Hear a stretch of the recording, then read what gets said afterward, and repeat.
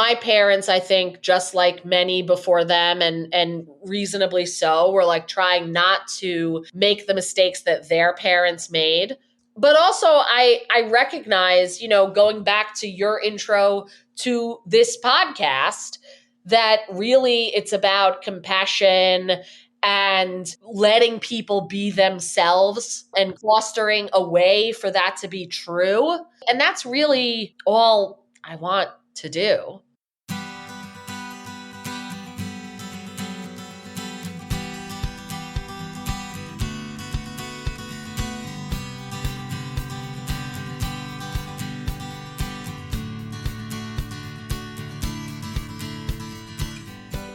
Welcome to Parent Footprint with Dr. Dan. I'm Dr. Dan.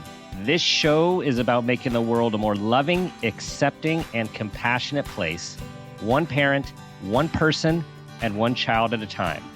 The key to raising healthy and engaged kids is for parents to seek the same in their own lives while striving to be the best versions of themselves each day. No matter who you are or where you came from, with increased awareness, you can be purposeful about leaving a healthy footprint for your children, your family, and all those you care about while living your own life to the fullest. Today's show, I'm just smiling as I'm talking. Our guest is making me smile. This show is a very particular experience: grief, comedy, inherited trauma, and stillbirth with Liz Glazer. Thank you, Dr. Dan. It's so nice to be here. And I'm smiling too because of you. And I was just listening to your intro.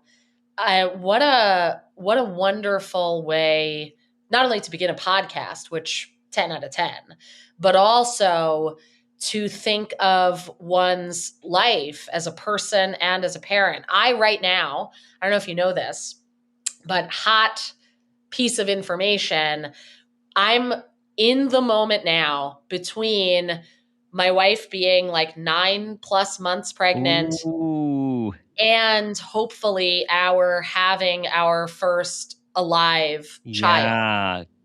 Yeah. Wow. Congrats. I knew Thanks. It was in the works. Yeah. I did not know the process, where you were in the works. That is awesome. Yeah. So Yeah.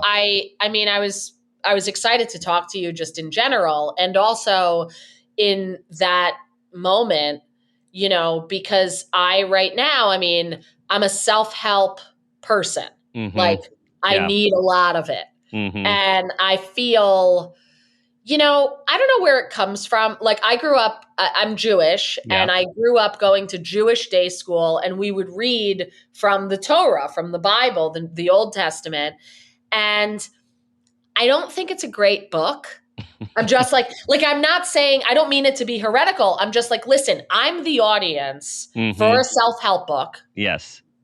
And I am not loving that book because, it's kind of like a self-help book. What I love about it is when the person is vulnerable, so like, where's God being like, well, I used to be a heroin addict and then I came out of it, whatever it is. Yeah. And so I love that kind of stuff. And I'm reading, this is why I'm telling you this, a lot of like parenting stuff and trying to consume content because I'm like, I don't know what's going to happen. I want to be a good parent, obviously. But your intro is just wonderfully encapsulating in that regard. So bravo. Thank you. And thank you for bringing up my Hebrew school trauma at the beginning of the show. And I had some similar experiences. Granted, it was not an everyday experience like yours, but it was quite challenging reading something I didn't quite understand. Yeah. But, tradition, right? Tradition. For sure. Yeah. And I'm all about the tradition elements of it, but I'm like, listen, if there's a metaphor, feel free to break it down at some point because it's a lot of people washing their feet, getting into a tent. I know how everybody's related. It's like a story from, sometimes I love my mother-in-law, and also she tends to tell stories where I'm like, I'm very sure who's cousins with whom, but I don't know what happened in this story at all. And I feel that way about the Bible. Yes. Yes. Yes. Now, as you said, your mother-in-law, who Yeah. I know a little bit about from your stand-up, I Yeah. realized we just like launched right into it, and I didn't even Yeah. say all the wonderful things that I want to say Oh. about you, so people have a little backdrop here, okay? So we just like went into this. I love it. Okay, so everyone, just a little bit more about Liz. You need to know this. She's an award-winning stand-up comedian, an actor, and a writer. She won first place in the Boston Comedy Festival and Ladies of Laughter competition. She's been featured in the Wall Street Journal, as well as many other publications. She's opened for Mike Kaplan and Maria Bamford, and she's also a part of the Seattle International Comedy Competition and will be part of the upcoming HBO Women in Comedy Festival. She's appeared in ABC's For Life, CBS's Bull, and is on the faculty of Leslie Kahn and Company, the LA Acting Studio. And she's writing a television pilot about her life, a draft which was a semifinalist in Stage 32 writing competition. I'm almost done because this is so important. Oh, yeah. She began her career, we're going to talk about this, and anyone who knows her knows this about her, is that as a tenured and highly published law professor, we're going to get into that. Sure. And most importantly, she is celebrating her 10th year of stand-up comedy with her debut album, Comedy LP, which is out on Blonde Medicine, titled, similar to this show, A Very Particular Experience. Now I'm going to be the person who introduces you. Ladies and gentlemen, Liz Glazer. Oh, thank you, Dr. Dan. Yeah, I appreciate it. Oh, okay. We're okay. So there's so many directions to go here. I'm glad we started with the joy of your and Karen's upcoming child. Yeah. And I just want to say, first and foremost, acknowledge your loss. Yeah. Thank you. And which is, we'll talk about that. It's been a little while. I don't think losses ever go away. They take on different forms. And not only did you have this loss, but then you created your comedy show, your writing with very difficult topics. And what was that process like of like, oh, I'm just going to make fun of this stuff, which is really painful. Sure. Yeah. Well, I mean, and one thing I do want to note is that I believe what I've done with the experience of stillbirth that happened to me and to us, me and my wife, is, it's not poking fun at it, but it's making light from it. And my thought with it was really pretty simple. It was more like, listen, this happened and that sucks.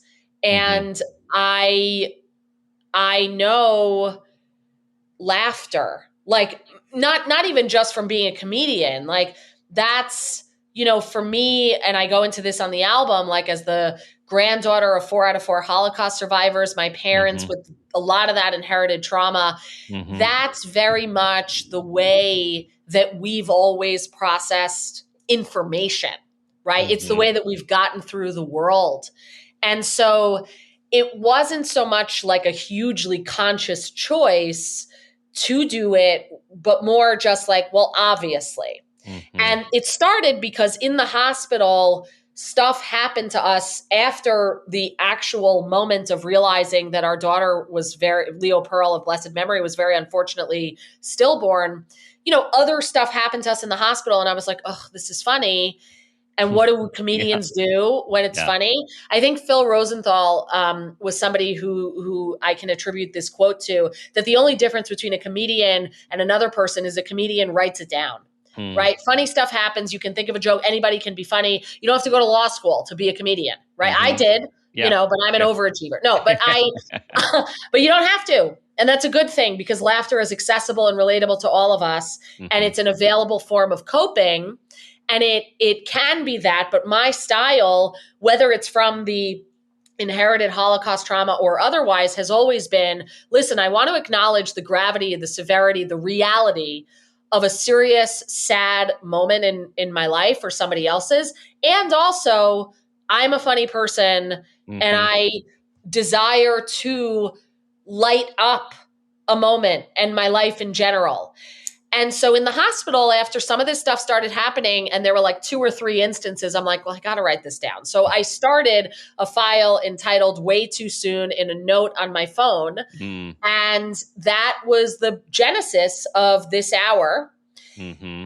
And then the year anniversary was coming up of the stillbirth. And I knew it was going to be a hard day because anniversaries are. Yeah. And so I say this on the album recording itself. And also it was true that I did this hour on November 10th of 22, which was a year to the day from November 10th of 21, which was when Leo Pearl's stillbirth occurred. Mm-hmm. And I did it really as a love letter and a gesture to my wife, Karen, because I knew, it's going to be hard for me and it's going to be hard for Karen. And maybe because the day is going to happen anyway, and we get the gift of that day, right? Which Leo never got, right? This is stillbirth really like brought home for me the privilege that it is to be alive and to pass time. Mm-hmm. And so even a day that is the anniversary of this terrible thing, which is so hard, is a day that she can't experience and we can. Mm-hmm. And what a thing. Couldn't we use our humanness on that day to create something? And maybe it'll help people who are going through grief, who are wondering if they're ever going to laugh again, which was something that we did wonder. Right. And, that was how. Yeah. So it was in some ways almost like a given, not so much like a huge decision. It was just like, well, this is what we have to do. Yeah. And you just hit on something that I was going to bring up later, but it's so appropriate now. Towards the end of your show, you talked about this process and the show and what your intention is for yourself and others. And you said to live with more love than fear and worry less about death. Well, living. Yeah. I mean, so, and I really took care to like putting together a comedy album is not so different from putting together a case, right? An argument for something. And so each of the stories, each of the jokes was situated in the hour in order to like shore up, the fact that I'm anxious about death, for example. And there's like many jokes and stories that kind of make that point effectively, right? I say the word effectively, not because I believe it to be whatever the adjective is, efficacious, I think, but rather that is the reason behind it. And I do think it was effectively made, but I always am cautious to be like, I'm not reviewing my own work. Yes. I'm just telling you what I wanted it to be. But I was always worried about death. And that's like been true as long as I have a memory. I've been aware that I've been worried about not my own death, but other people dying around me. And I say this, which is like, we were always an I love you family, my family. We were, we always have been a million times on the phone. Like, God, I mean, you would think it's like we have a drinking game of saying I love you. We say it so much. And I realized at some point, I was like, I think what we're saying is please don't die. And so now my brother and I, kind of as a joke, will just say, please don't die. Because if that's what we really mean, then maybe let's just say it. And also, I love you. Yeah. Anyway, I talk about that on the album. And then one of the things I realized when I held Leo, our stillborn daughter, was I was like, this is the only person I've ever loved who I wasn't worried about her dying, because when I met her, she was already dead. And I meant it. I mean, first of all, it was a thing that occurred to me as a thought, but I was like, isn't this an interesting, almost like, I don't mean to clinicalize this, but like almost a test case, right? For how do you divorce death and a fear of death from love, right? Love and a fear of loss are so intertwined, but could you have a controlled experiment, as it were, and take out the fear of death? Well, how do you do that? Okay, put in front of you someone that you love, and you can't fear they're dying because they're dead. And I suppose another controlled experiment could be somebody who's dead, right? I love my dad. He's not alive, but I knew him when he was alive. And do I love the dead version of my dad? I don't know, right?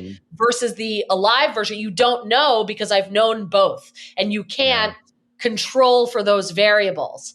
So that's the reason that I think, it came at me as such a truth bomb or an insight or, like a light bulb going off. Yeah.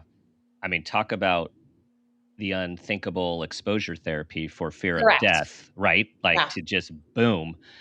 I always had a fear of death. Hmm. Gosh, for as long as I could remember, till Yeah. maybe mid-20s, but mine I think was a little different than you. I believe more afraid of myself not existing Hmm. than others not existing, but it sounds Sure. like you were the opposite. Yeah. I was. I mean, I remember when we moved in, we lived in an apartment as a family until I was 6 or 7 years old when we moved into a house.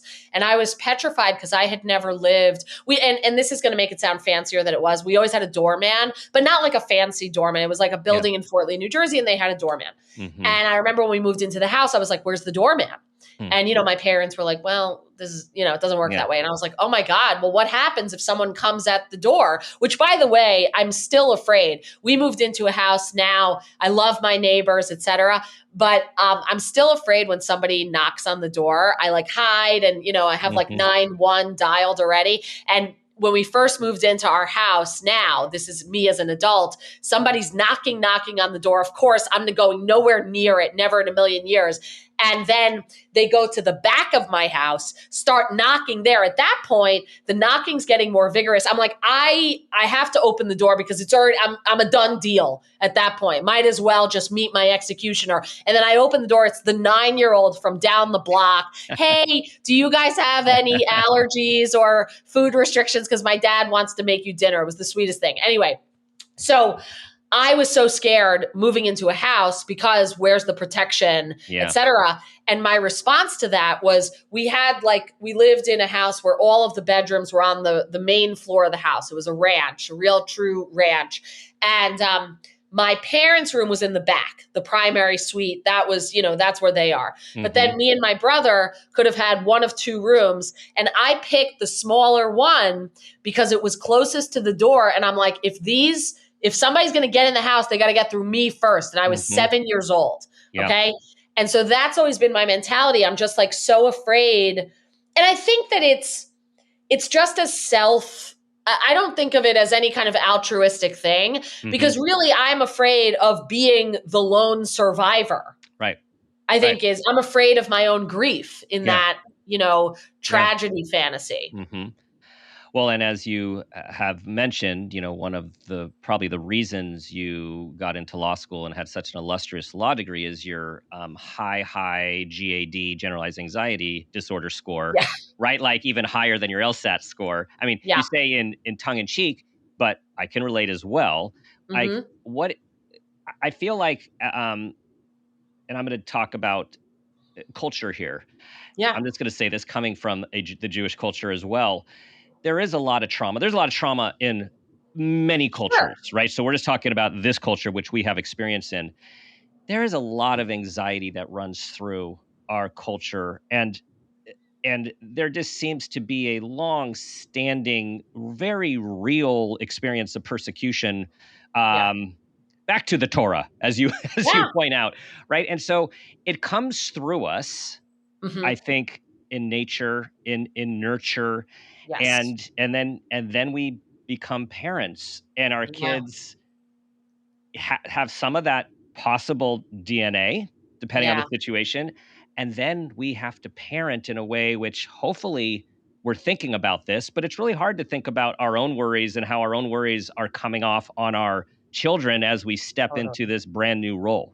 I'm guessing you've thought about that a little bit. I've thought about it a lot, and I know you're saying a little tongue in cheek also. Yeah. And well, I also think about it because, my wife is pregnant. We did IVF. And so the joke I say on stage is, my wife is pregnant, get a lot of applause. And I'm like, it's somebody else's baby. And, because it literally is. Yeah. And I say that not because I'm always like a truth first person. Like, we can say it's my baby, but I'm like, if somebody's like, who's the real mom? I'm like, her. She, I don't care if you want to say that question, not you. Yeah. You, but I don't get bent out of shape about it. But I've been thinking about this whole thing because I'm like, listen, if I'm going to imprint on this kid, it's going to be from nurture because nature wise, it's not me. Right. And that's probably a good thing, to be honest. I mean, I have some blue eyes and that's good, but I go gray early, a lot of fat around the midsection, hard to lose, heart disease, both sides, glaucoma, so it's good for everybody. But it's also like, I then think in a serious fashion about to what degree am I going to make an imprint on this child? And of course, I mean, for me, for sure, I'm like, well, I don't want, if I could avoid messing the kid up, I would love that. That's always great. Yes. Yeah. And, my parents, I think, just like many before them and reasonably so, were like trying not to make the mistakes that their parents made. Yep. Sure. I'll take that. But also I recognize, going back to your intro to this podcast, that really it's about compassion and letting people be themselves, and create fostering a way for that to be true. Yeah. Right. And that's really all I want to do, I think. Yeah. Well, and that is a wonderful guiding goal because I feel there's so much information out on parenting this and parenting that. It used to just be there's like Dr. Spock book and Terry Brazelton's Touch Points book. There is so much information, and a lot of it's good information, but there's tons of information. And raising a successful kid, raising a balanced kid, raising a happy kid, and it's like what you just said is if we can focus on allowing these young beings, these humans, these emerging human beings to be who they are and who they're meant to be in a as purposeful and intentional way as possible, I don't think a child can ask for anything else in a parent if that is what is guiding us. Yeah, I think so. I mean, I really believe in that. And I think that, you mentioned like my background and stuff in law. I think that that's really been the main journey is like, just like, I mean, because when I was teaching law, it was a good gig, like full-time tenured law professor. I mean, especially within law, you cannot get better, in my opinion. And, that's borne out by some of the stuff that people say. Like, I mean, frankly, I remember starting at law firm life and everybody being like, ugh, it sucks. And I was like, oh, that's so interesting that that's the culture that everybody thinks that. And then I went into law teaching and it's like really night and day in that regard. It's all these people who are like, oh, well, this is the best job in the world. It's the best job in the world. And not to say that they're all like happy all the time, because I don't think that's true either. But it was a marked differentiator of the two cultures, right? The culture of hating the job and the culture of loving the job, which I think are distinct from actually loving or hating any job, right? It's two different things. But in any event, so it was a good gig and I was good at it, not to say perfect, but like I got tenure. I had some publications of note. I won some awards teaching. I liked it. And then I did stand up and I was like, oh my God, I didn't realize that there could be an experience like of this caliber of like selfness. And I have a joke about it, which is it comes from something I said to my therapist. I told my therapist after I did stand up for the first time, I'm like, I felt like I was having a professional orgasm. Okay. That's what it felt like, which by the way, the joke version is, if you don't know what a professional orgasm is, it's basically a regular orgasm, but I was 100% sure that it was happening. Okay. And so on that basis, that was really the moment that I was like, I got to get out of here from law and pursue this, That seems like ultimate. I mean, beyond that, like that elation but then there's that courage it takes to, I'm to every, like, what? You're Right. leaving a tenured law, like to what? Yeah. To join the circus? You know, like this, it's like, Yeah. wait, what? Like, Yeah. what was the process when you, because I feel it's like we have to jump. We have to take that leap of faith. That good old Right. Indiana Jones, you have to take a step out on a bridge that you hope is there when you step down, but you're not Sure. sure. Sure. What was that like for you? Well, so it was a couple things. One is the day after my first ever performance, I was like running on fumes and I had this daydream, sort of like a download thought. And I was on The Tonight Show, already on the couch, not even doing stand up, on the couch of The Tonight Show. And I'm asked the question, wait, so you were a law professor for a decade and then you just jumped and did stand up comedy? And I said in the daydream, I said, well, actually, Jimmy, it wasn't a decade, it was 9 years. And I was like, oh my God, isn't that funny? Because I'm rounding down when it's not in my favor. And by the way, this was during my 7th year of teaching. So I wasn't teaching 9 years at that point. Okay. 7 years. And so I have this thought. I tell my mother's like, I don't really get the joke. Don't quit your day job. Okay. Right, That's what she said. And she was right. But I kept having that thought in the back of my mind because it was so vivid. You know, it was like this real scene of a thought. And then maybe like, I don't know, 10 months later, I'm on the phone with the dean of my school because he's saying we got this budget moment. We're offering all tenured faculty members buyout packages because you're tenured, so you need a buyout. And they don't write it down because they don't, I mean, this is me editorial commenting. Like, I think they don't want the memo to be basically like blasted on a website, like a gossipy thing. You know, oh, the school's in trouble. They're fine. They were fine, that whatever. Anyway, but this was a decanal coming from the dean decision to do this. And basically I was on the phone with him and he goes through each of the tranches of these buyout packages. Oh, you could do halftime, a quarter time, an eighth time, whatever. You get some money in exchange because you're giving up a position. And really these are, again, this is my editorial, but it's pretty true. It's like they don't want the older people to sue them.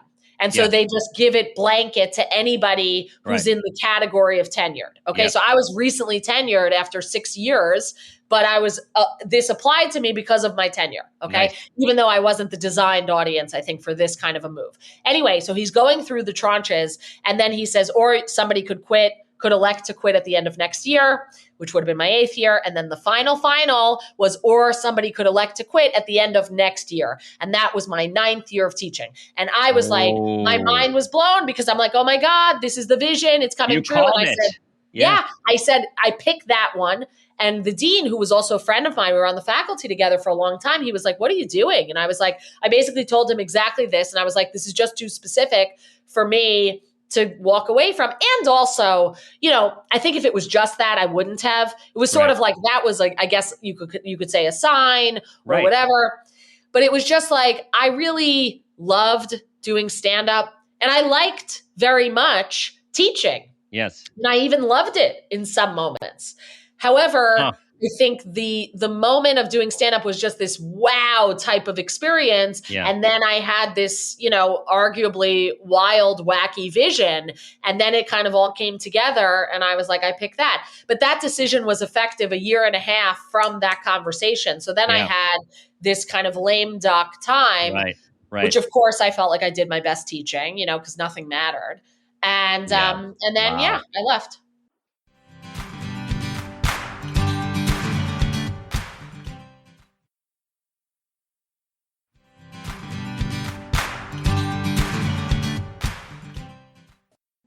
Wow. So that is a great story. So thank you. I want to put a few things together here for all of us.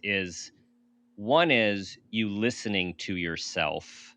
You listening to, like, I'm going to use the word, your inner self, I'm going to use the S word, your soul. You listen, you acknowledge, you then have this sort of daydream, as you say it, but like almost this vision of you see this thing happening. And then this is the interaction with our universe. Then the universe brings something to you that you had choices to make. You had lots of choices to make. But first of all, it's like, wow, this is cool. I have an opportunity after being a recent tenured professor.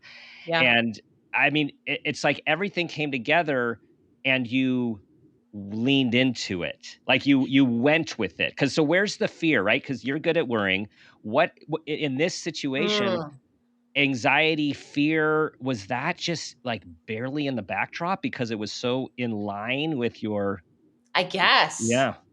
Yeah, I think it's a really good question because it was almost wholly absent Mm, from that moment. I mean, first of all, I was on the way to a funeral. This all happened in a funeral procession or processional, whatever, like where it's mhm, like the hazard lights and like a long one because it was from northern New Jersey to the middle of Pennsylvania. And I'm sitting in the back of the car, and my two high school friends are in the front of the car. And I was like, I got to take this call from the dean. And we had nothing but time. So they're like, well, do the call. And, I mean, we're going to be here a while. Right. mhm, And the reason I mention it is because the person who died that day was my friend's mother, who was for me somebody I knew from always. mhm, And she, for me, was somebody who embodied a fearlessness, a kind of like, just do it, just mhm, live your life. Like, very, in my memory of mm, her, kind of like a close to the earth sort of person. mhm, And I don't know if this was exactly what I was thinking about, but this was something that she was my science teacher. mm, I knew her in the capacity of being my friend's mother and my science teacher. And I was a kid. I went, as I said, to Orthodox Jewish day school, or maybe I didn't say it, but we were talking about the Torah. yeah, yeah. Um, And you married a rabbi. Yeah, and that's I right. married a rabbi. Yeah, Yeah, yeah, yeah, yeah. Reform rabbi. So Okay, it's yeah, yeah. yeah. But anyway, so I went to Orthodox Jewish day school, and I knew I was gay then.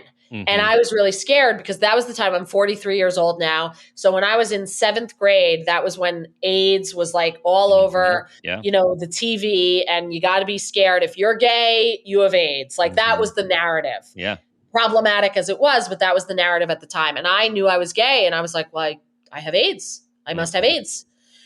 And I was so scared that I had AIDS. And I was like, because everything on the television was like, you have to tell people. And I was like, okay, so I have to tell people that I have AIDS?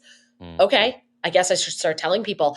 And I was so scared of this all the time that I was like, maybe I can ask the science teacher about this because it's science. And I mhm, was like, went up to her after, and again, Orthodox Jewish day school. And we don't talk about sex, let alone gay sex. And I mhm, asked this woman who was Orthodox herself, I was like, can you explain to me in a science way, like, why do gay people have AIDS?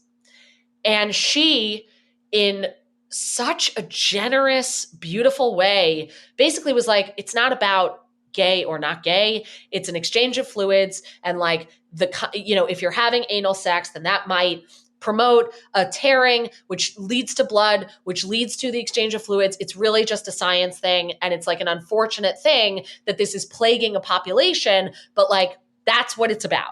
mm, And it was such a generous act because I imagine that, like, getting that question in an Orthodox Jewish day school from a 12-year-old, right, there could have been a lot of ways. She could have called the principal or whatever. yeah, But I think she was able to be like, I got to tell this kid, like, what's what, or else she's going to freak out because yeah, I can see that she's freaking out. And it happened to be this woman's funeral.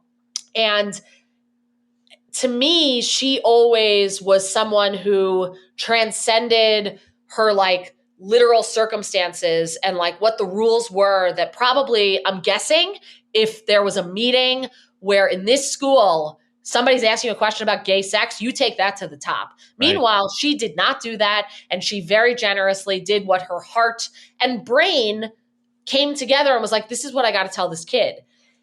And I think that also helped me to have the courage mm, that I did that day, because I was like, not that she would have quit a job to be a comedian, but I think she would have been like, live your life, yeah, and I knew that was what living my life, or I, had a strong yeah, kind of intuition from my soul, as you yes, said, yeah, to make that decision on that day. And I don't think it was an accident that it no, was on the way specifically to her funeral. yeah, that's just another significant part of the story, right? Yeah. Like that, and what an honor, what a way to honor her and Yeah. the impact that she had on you, and Yeah.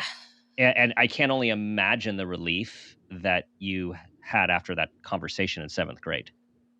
Wild. I Yeah. mean, she really changed my life in Mm-hmm. that moment so much Mm-hmm. because, that was an environment where there was a lot of shame around being gay. I mean, Mm-hmm. literally saying like, this is wrong from the Bible. Right. And I was like a kid being like, I guess I'm wrong from the Bible. Mm-hmm. Yeah. And, not that she wasn't saying you're not, but she answered the question as posed to her in a way that was like clinical where it needed to be. Yeah, not shaming. It Right. wasn't, it was, yeah, it's clinical. And kudos to you for asking the Oh, clinical question to the science teacher, right? Like yeah. that was a very strategic pick, and turned out to be Yeah. And a she good was a one. really, really Yeah. special woman, person, and teacher. Hmm. But yeah. Yeah. Yeah. So, mhm. So here you are, in your very particular experience stand-up Mhm. show. You are surrounded by your family, your friends from Yes. all walks of life. Yeah. Is that is that a mixed bag feeling when you're talking about them? Or is it just like, no, this is just what we do? Well, I've been doing that for a long time at Yeah. this point. So I made the choice to start the hour by acknowledging them because it was all people. I was really marveling at the cast of characters that was present. Yeah. And so I was just like, I got to make this part of it because it's such a significant part of it. And it's all people who, I mean, first of all, I don't make fun of people who I don't like. Yeah. I mean, I didn't get into comedy to insult a single person. Hmm. And I very much view my comedy and also my reason for being in comedy as to be inclusive rather than to Hmm. shut anyone out or say shut up or I don't do that. And so yeah, bringing them into the experience felt right. And Hmm. I think it paid dividends in terms of laughter. Yeah. But I mean, it was also just wild. I'm like, my primary care physician is here, the chiropractor's here. I mean, it's like a Yeah. street joke. You know what Hmm. I mean? Like all Yeah. of them walk into a bar, which they literally did for this Yeah. recording. Yes. Well, and you very much wanted it to be healing for your wife, Karen. And I did. how was it? How did you have the desired impact? Did it have the desired impact? I think so. Hmm. I mean, the thing about Karen is she's the best person on earth, in my opinion. I'm biased. I Hmm. married her. Hmm. Uh, and I think it's true. Like Hmm. she's somebody who's always like her parents, trying to figure out how to help people. And you know, she's the best person. I Hmm. really believe that. Hmm. And rabbi and wife, and I'm sure will be mother, like it's just she's amazing. And Yeah. so I say that because even if it sucked, I think she would have been like it was great. um, Yeah. but then it didn't, and she was Yeah. like it was amazing. Yeah. Yeah. Grief. Yeah. What I've learned by talking to people both in my office and in these sorts of venues about grief, especially people who've lost children, Mm, is only like no everyone's experience is completely different. And yeah, even though there's lots of information and resources out there, there's still no one that can tell you how to do it or what it's going to be like for you. And I'm totally. wondering what you can share with us about your experience with loss. Yeah. Well, I mean, I have experienced different kinds of losses. And I mention three different losses and types of losses on the album. Our cat Mona died, my dad died at 73, and also our daughter Leo Pearl was stillborn. And I had stuff to say about each of those losses. And also, as I was crafting the hour, what I wanted to achieve was to say something about grief generally, because the kind of grief that attends stillbirth, at least for me, was a confusing kind of grief because I never knew our daughter. So whereas when Mona died and when my dad died, I missed things about them as living beings. And I had the experience in grief of looking backward. With Leo, I didn't, because I never knew her. And she didn't live, but she did exist. And there definitely was grief. And there was that moment when time seemed to stop. And when the only thing that mattered was the fact that this person was no longer in the world that we know. And I think that for me has been an element of grief, that time stopping moment.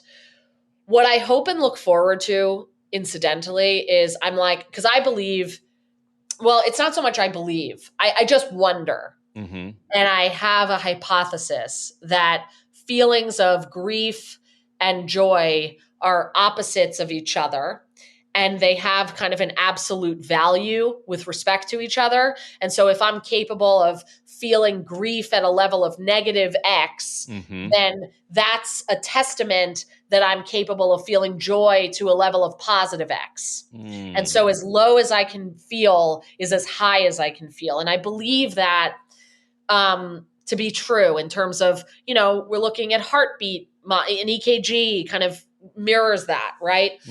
And so I wonder if it's true, and I hope it's true with respect to the joy of birth. And is the joy that attends birth the positive X to the negative X of feeling the grief that attends stillbirth, certainly, and also other kinds of deaths? That wisdom, everyone. Did you all hear that? Okay, Liz, that is really empowering, and I think healing in and of itself.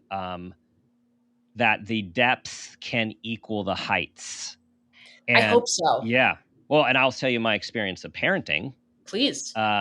Is the same, and that's what it made me think about is the joy and the excitement, and with all of the developmental milestones and just the experiences are beyond what I think one can imagine at Yeah. times before having children. Yeah. And equally, the pain and the worry and the fear about the different real and imagined things that your kids go through or might go through Sure. can equal it. So to think about it as a continuum of, if one has the capacity to feel X on one end, you also have the capacity to feel it on the other, I think is Yeah. really affirming. Yeah, I really hope so. And, to say anything else about grief, like, I think that one of the things that living through someone's stillbirth has taught me is the privilege of feeling the range of human experiences, emotions, including grief. And so I mean, it's a horrible thing, to go through. And also, I guess it's my privilege to have gone through it, because my stillborn daughter could never experience anything in life, including stillbirth.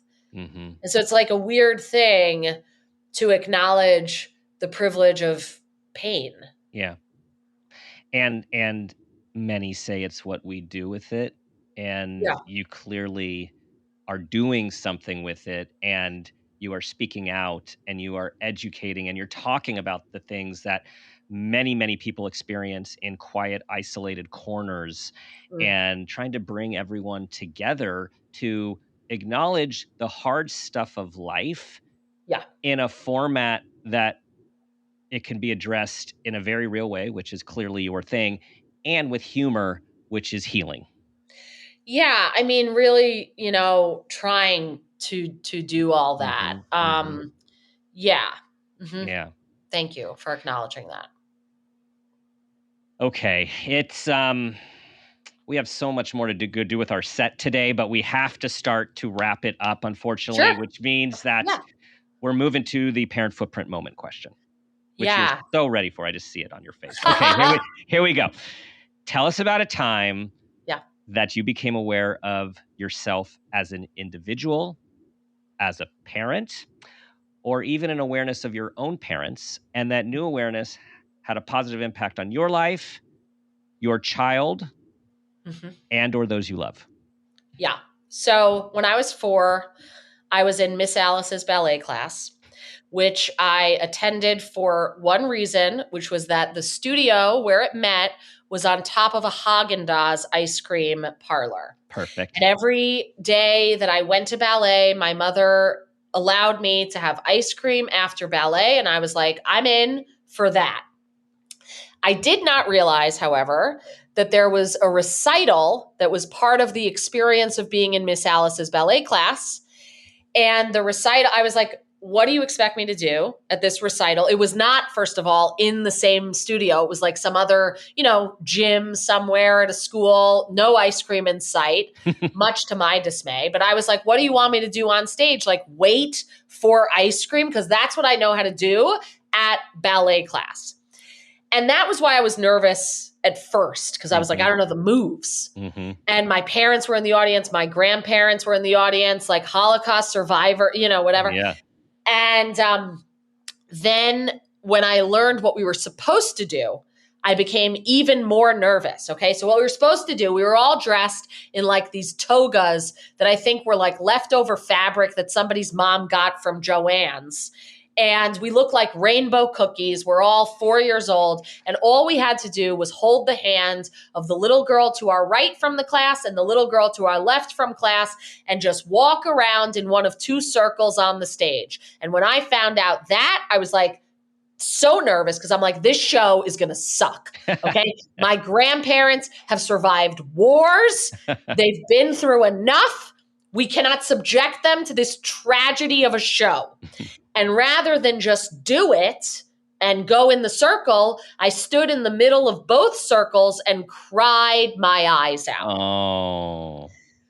And I remember the feeling of like the bright lights. Yeah. Like in my mind, by the way, I was like on stage at Madison Square Garden. I'm sure it was like a literal gym at an elementary school. But regardless, they had stage lights. And I remember how they felt on my tears, which means that at some point I became aware enough that I was experiencing this moment, and I wasn't exactly experiencing the moment. But I think in that moment, I cried harder because I'm like, at this point, I am the show, right? I thought it sucked and I was right. But now I'm carrying this production, okay? And I got to cry harder. And I did.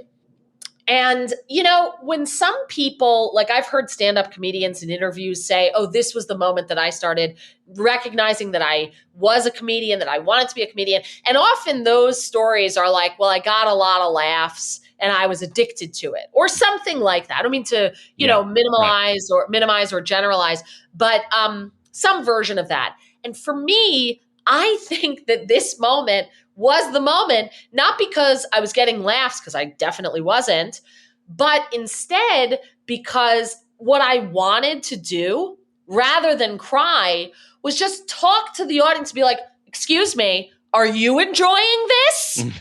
Because let me tell you, the ice cream is the best part of this class. It's the only thing that's worth anything. Let's all go to Haagen-Dazs. I know the way, okay? And I think it was just that desire to like break a fourth wall, say what's actually happening. I mean, come on, they thought it was good. I don't think so. Okay. Right. And I think I was aware. I mean, I wasn't aware of myself as a parent because I wasn't a parent, but I think about that moment, not only because of its effect on me as a comedian and a performer, but also because I'm like, that was my instinct. What would I do if this was my kid? Yeah. I think I would be like, first of all, best part of the show. Right. Okay. I mean, you were the only one anyone was watching. You stole it. Yeah.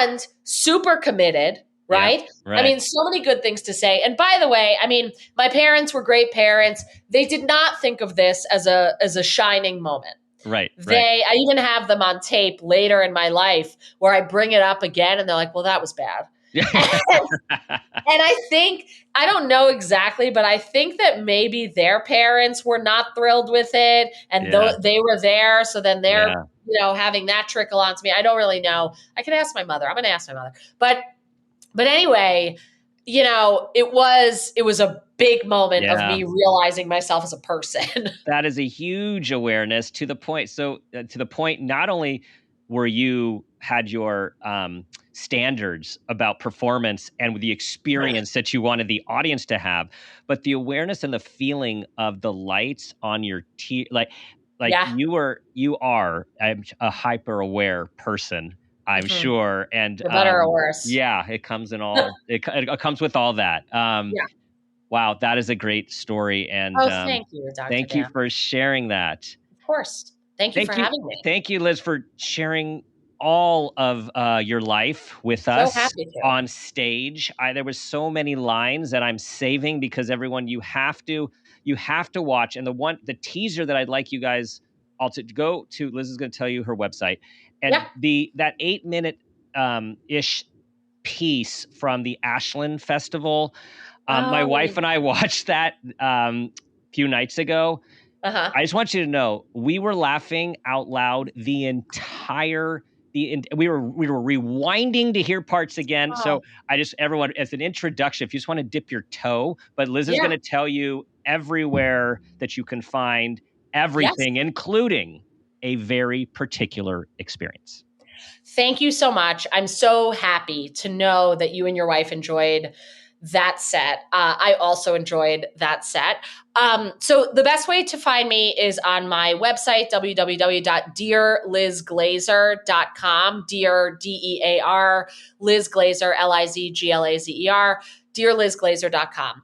And at Liz Glazer at all of the socials. I'm not on Twitter because my Twitter was hacked recently. My friend was like, do you know that your Twitter is tweeting about cryptocurrency like once an hour? Yeah, that Which happened. anybody who knows me, I would only Yeah. tweet about cryptocurrency max once a day. No, I'm just kidding. I don't even know how to use a Bitcoin or a dollar. But in any event, so yeah, Liz Glazer, YouTube, Liz Glazer, you can find the Asheville set. And then, dearlizglazer.com, and feel free to write me a note or whatever. Awesome. And just all best wishes to you and Karen for this new transition coming up soon. And I'm hoping we can do this again. Yes. Because you're going to have so much material about parenthood. Oh my gosh. You're you're just going to have a long, long runway of stuff. So I hope we can do this again. I would love to. Absolutely. Thank you so much, Dr. Dan, for having me on. Truly. Everyone, please share this with everyone that you know will benefit, which is pretty much everybody. Thank you for being part of our community. Thank you for your 5-star reviews. Do your best to be that person you want your child to become, and ask yourself that guiding question I ask myself each day: what footprint do you want to leave?